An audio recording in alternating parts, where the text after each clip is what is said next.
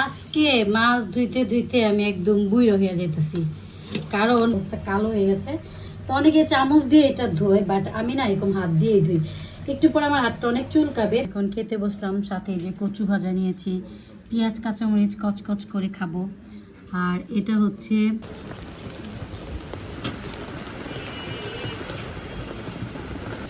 ভালো একটা কচু দেন।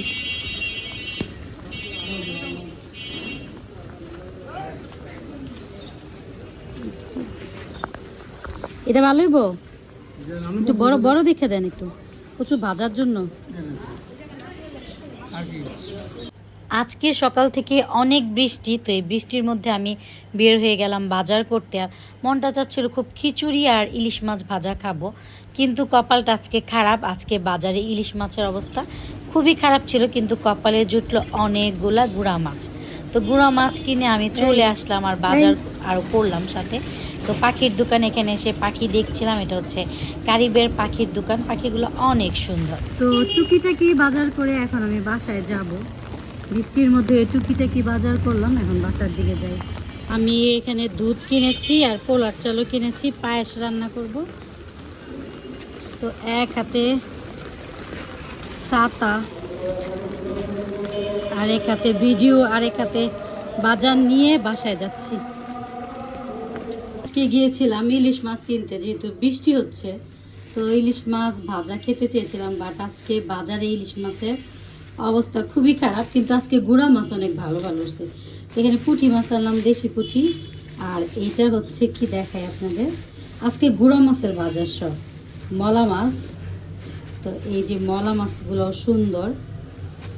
আর আরেকটা জিনিস কিনেছি আমার খুবই পছন্দের, মানে আমার অনেক অনেক পছন্দ, এটা সহজে পাওয়া যায় না। তো এটা পেলে তো আমি কখনোই মিস করি না। এটা হচ্ছে কাজলি মাছ। সেই ছোটবেলা থেকেই এই মাছটা আমার খুব পছন্দের। আর এই মাছের দাম যত বেশি হতো, আমার আব্বা আমাকে সবসময় কিনে খাওয়াতো। আর এখনও যত বেশি হোক আমি অল্প হলেও কিনে খাই।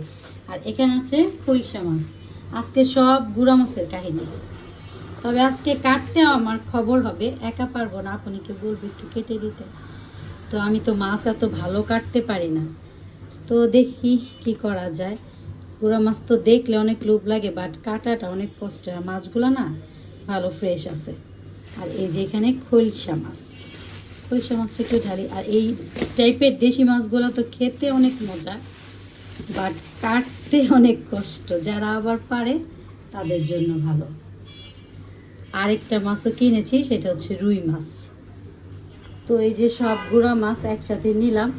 এখন কাটতে কাটতে কয়টা বাজে আল্লাহ জানে। এই এতগুলো মাছ কাটা কিন্তু অনেক কষ্টের, তারপরে চেষ্টা করি কতটুকু পারি, দেখি। তো এখানে আমি রুই মাছ কিনেছি আজকে। আর রুই মাছটা ভালোই মোটামুটি বড় ছিল। আর রুই মাছের পেটিটা এনেছি, আর সাথে আমাকে আবার একটা কাতল মাছের বড় পেটি ফ্রি দিয়েছে। তো এই কাতল মাছের পেটি ভুনা কিন্তু অনেক মজা। কারা কারা খান অবশ্যই আমাকে কমেন্টস করে জানাবেন। এটা কি সবাই খায় কিনা আমি জানি না, বাট আমাদের বিক্রমপুরের মানুষ, মানে আমার মায়ের কাছ থেকে শেখা, এই যে একটু পুঁই পাতা দিয়ে এই পেটিটা আমরা ভুনা করি, এটা খেতে অনেক মজা। এটার একটা রেসিপি ইনশাল্লাহ একদিন দেখাবো। তো আজকে যেহেতু অনেক মাছ কিনেছি, কুটাকাটি অনেক ঝামেলার দিকে আপনি আমাকে মাছগুলো কেটে দিচ্ছে। এই যে এখানে মাছ কাটতে বসে গেছে আপনি, আমি একটু হেল্প করব। মানে এই বিষয়ে আমি একটু ফাঁকিবাজ, আমি পারি না আর ভালো লাগে না। এখানে অলরেডি ফার্স্ট হচ্ছে পুঁটি মাছ কাটা শুরু করেছি। আজকে আমি একটা কচু কিনেছি। তো বৃষ্টির দিনে কিন্তু এরকম কচু ভাজা খেতে অনেক ভাল লাগে, চাকচাক করে। আর আজকে মানে ওই যে নসিবে যা থাকে, আজকে চেয়েছিলাম খিচুড়ি আর ইলিশ মাছ ভাজা খাবো, কিন্তু বাজারে যেহেতু কোনো ভালো ইলিশই পেলাম না, এর জন্য আজকে ভাত, কচু ভাজা, গুঁড়ো মাছ এগুলাই খাবো। তো বৃষ্টির দিনে কিন্তু কচু ভাজা খেতে আসলে অনেক মজা। এখন কচুগুলাকে আমি রেডি করব যে কিভাবে রান্না করব। মানে শাকগুলো আজকে রেখে দিব, আর কচুটা ভাজা করবো। এর জন্য আগে ফার্স্টে কেটে নিই। এখানে রুই মাছ ধুয়ে নিয়েছি, ধুয়ে এখন মশলা মাখাচ্ছি। রুই মাছটা ভুনা করব আর গুঁড়া মাছ রান্না করব। গুঁড়া মাছ তো অলরেডি অর্ধেক কাটা হয়ে গেছে, আর অর্ধেক কাটা হচ্ছে। তো এটাকে একটু ভালো করে মেখে ভেজে নেব। গুঁড়া মাছ খাইতে যেমন মজা, কিন্তু কাটতে আর ধুইতে জান বেড়ে যায়। গুঁড়া মাছ অনেক কষ্ট ধুতে, আর যত ধুবেন তত ময়লা বের হবে। তো এটাকে ফার্স্ট টাইম সেইভাবে ধুয়েছি, এখন লবণ দিয়ে ভালো করে কাচবো, তারপর এটাকে আবার ভালো করে ধুবো। এই যে মলা মাছ আর নিচে হচ্ছে পুঁটি মাছ, সব আজকে ধুয়ে একবারে রেডি করে রাখবো, পরে শুধু বের করব আর রান্না করব।